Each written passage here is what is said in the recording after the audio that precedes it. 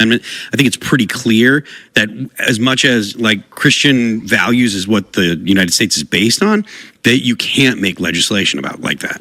You can legislate. You can't legislate morality. Yeah, states did. When the country was far more Christian than it is now, they had blasphemy. And I think you can legislate morality. I think it's fine. I don't think. I mean, why can't we legislate Christianity? We're starting to legislate anti-Semitism and all of that stuff nowadays, and nobody has even. They don't even bring it in to the conversation now these days. I mean, everybody's talking about everything else except for the fact that, I mean, there's literally an app called Stop Anti-Semitism Now that's been put out, but report anti-Semitism in real time, all that dumb stuff. I mean, we're pretty much doing COVID 2.0 again, but nobody's saying anything about it. So why can't I get Christian law? I don't understand. Why can't I get Christian law?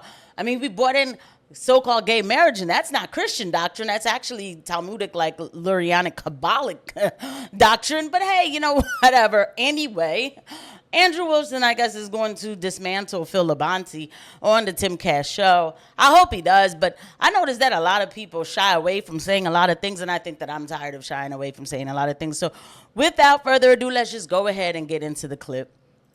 Legislation. Well, I mean, I think you can legislate anything that you start. If you start legislating morality, people are going to say, "Well, that's legislating religion." That's the argument they're going to use. All laws are morality. Then no more murder laws, no more theft laws. No more, those are all moral laws and guidelines which are taken from Christian ethics. So this idea, marriage laws. Well, yeah. First of all, we can legislate morality. We do, and we should. And protecting. That's exactly what the left has been doing with. Yeah, good. The thing is like, I know that they're doing that. It's good that we're finally fighting back. And it works for them to a It's large good. degree. We can take their tactics and use them back. I'm sorry the leftists can't burn our flags anymore. That's terrible. But I'll go die for the right to do it. That's stupid. That's always been stupid. And guess what? That's not the argument that I'm making. It doesn't work. It doesn't It's not the argument that I'm making. Well, what's the argument? The argument that I'm making is you can't have, because of the First Amendment, you can't say, okay, we're going to legislate these religious tenets. Now, I understand the left actually has a religion when it comes to a lot of their ideology,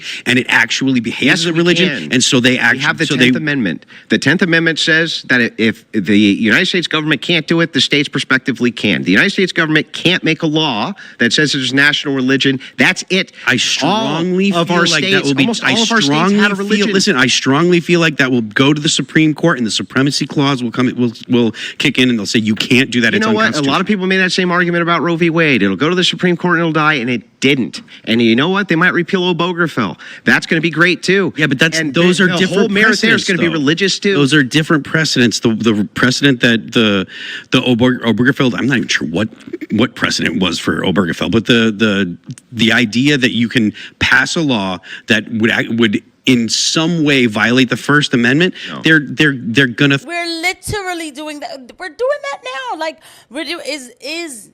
is you know what's his name? Andrew Wilson gonna bring this up?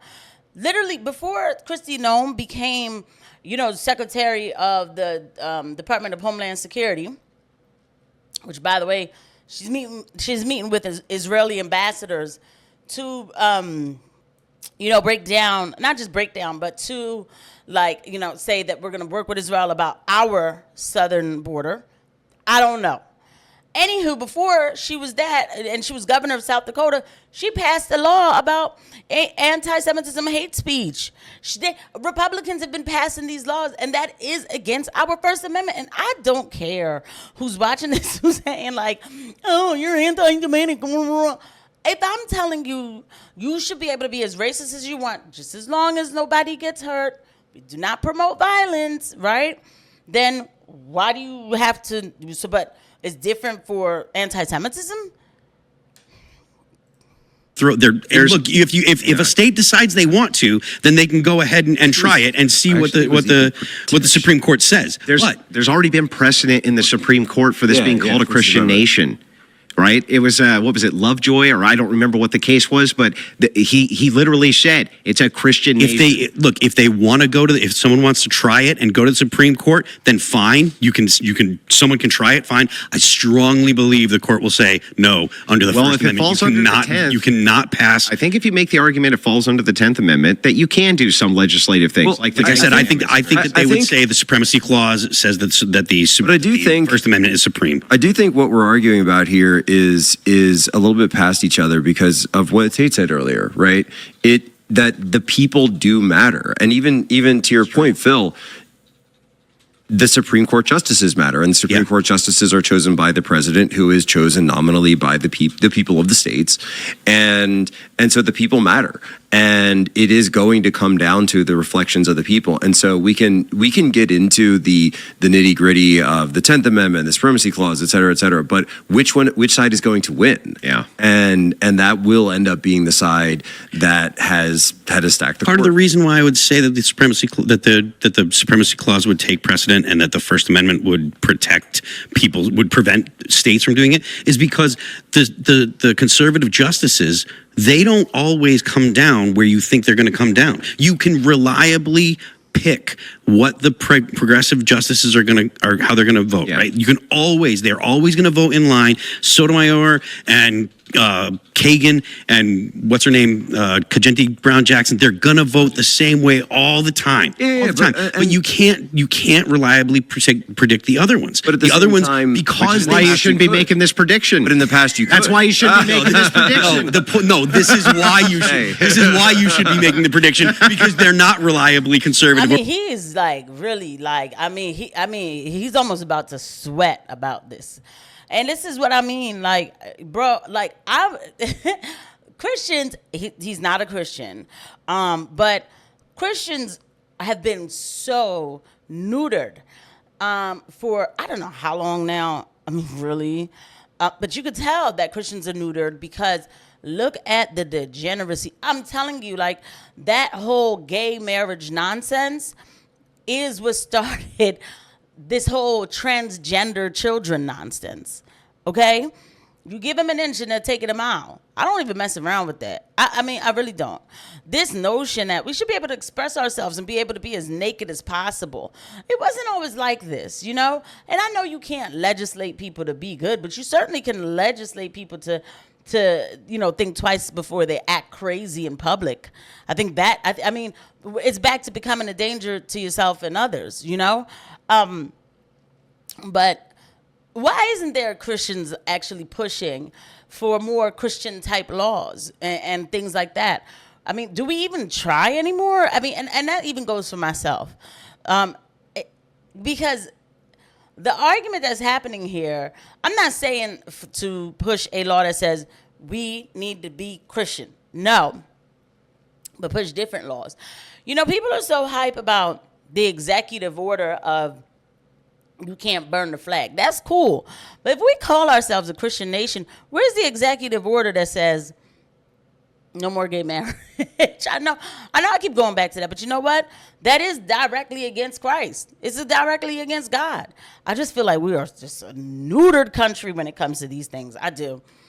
Are not reliable, like they're not reliable at all when it comes to conservatives, because the conservative justices, or the normal justices, right, the ones that are not ideologically possessed, they're the ones that actually will think about the question at hand. Is that in the past you could, right? Like this wouldn't have been something that was contested. Many precedents for your ability to do it. And look, I do understand the idea of government overreach. I was raised on this libertarian stuff, okay, the libertarian garbage. Hey, if we overreach, they're going to use it against us. They don't give a shit. They use everything against us anyway. I just agreed with that point earlier tonight. Libertarians are terrible.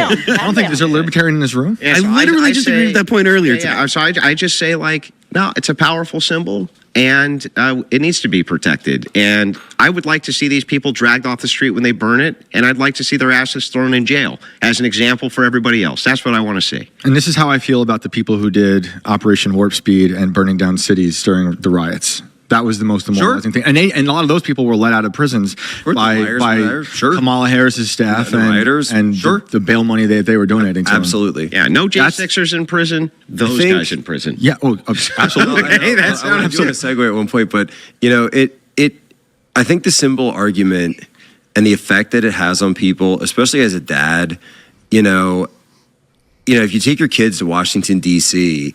and you come in and you want to go to a museum or something, and you walk by a group of people and you say, especially if you come in Union Station, right? Union Station is where most people come to the city when they take the train, and we have to come in, and you see them right there, and that's why they do it at Union Station, by the way, all the time. And suddenly they're burning a flag. Mommy, Daddy, what are they doing? They're burning the American flag. Why isn't anyone stopping them? Mm-hmm.